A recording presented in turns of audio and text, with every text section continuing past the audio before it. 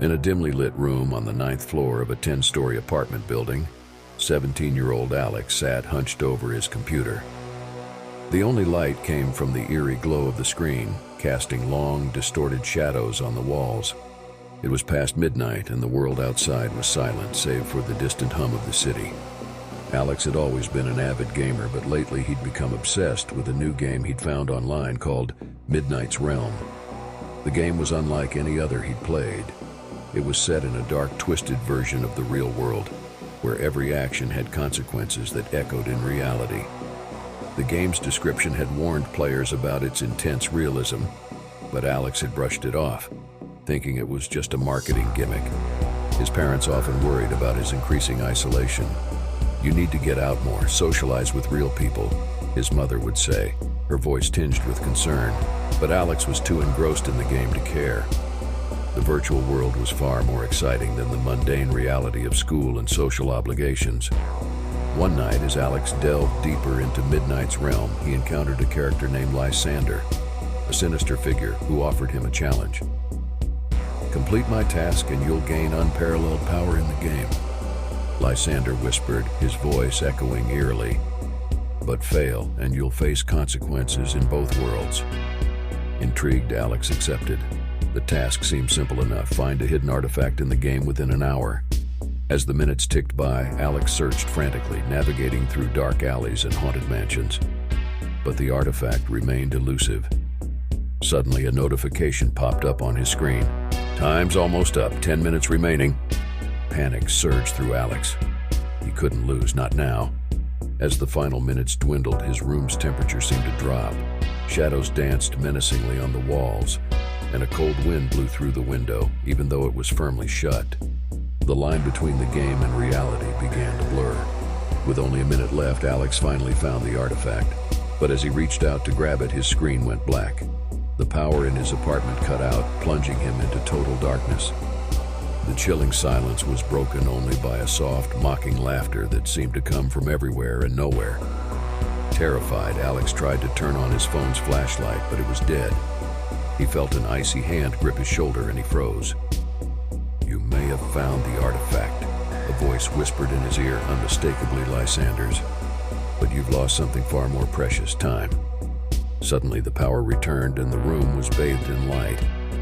Alex's computer was off and there was no sign of Lysander. Shaken, he decided to head to bed, convincing himself it was all just a vivid nightmare. The next morning, Alex's parents were unusually quiet at breakfast. They exchanged worried glances but said nothing. Confused, Alex asked, "Is something wrong?" His mother's eyes welled up with tears.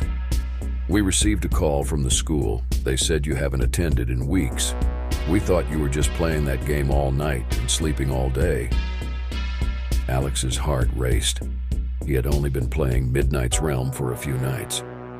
How could weeks have passed in the real world? His father's voice was stern. "We're worried about you, Alex.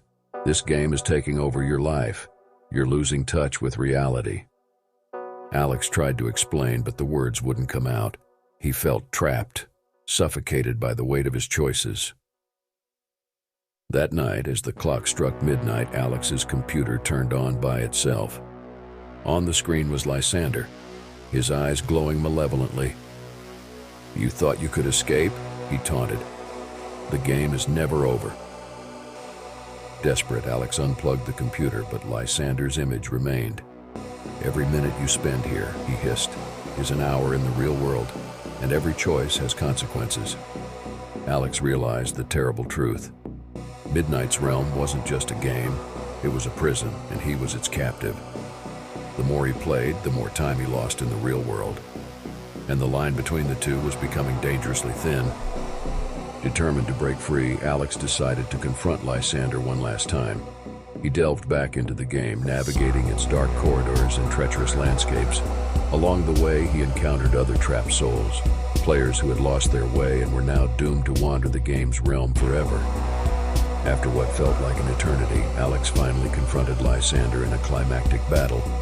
With every ounce of his strength, he fought the sinister figure using the skills he had acquired in the game, and against all odds, he emerged victorious. As Lysander's form disintegrated, the game's world began to crumble. Alex found himself back in his room, the morning sun streaming through the window. The nightmare was over, but the consequences of his choices remained. Alex had lost weeks of his life to the game, and his relationships with his family and friends had suffered. He realized the true cost of his obsession and vowed never to let a virtual world take precedence over the real one again. From that day on, Alex made a conscious effort to reconnect with the world outside. He spent time with his family, rekindled old friendships, and even joined a local gaming club where he could share his passion with others in a healthy social setting. But every night as the clock struck midnight, he couldn't help but glance nervously at his computer, half expecting it to come to life. For he knew that somewhere in the dark corners of the virtual world, Lysander was waiting, biding his time, ready to ensnare another unsuspecting player.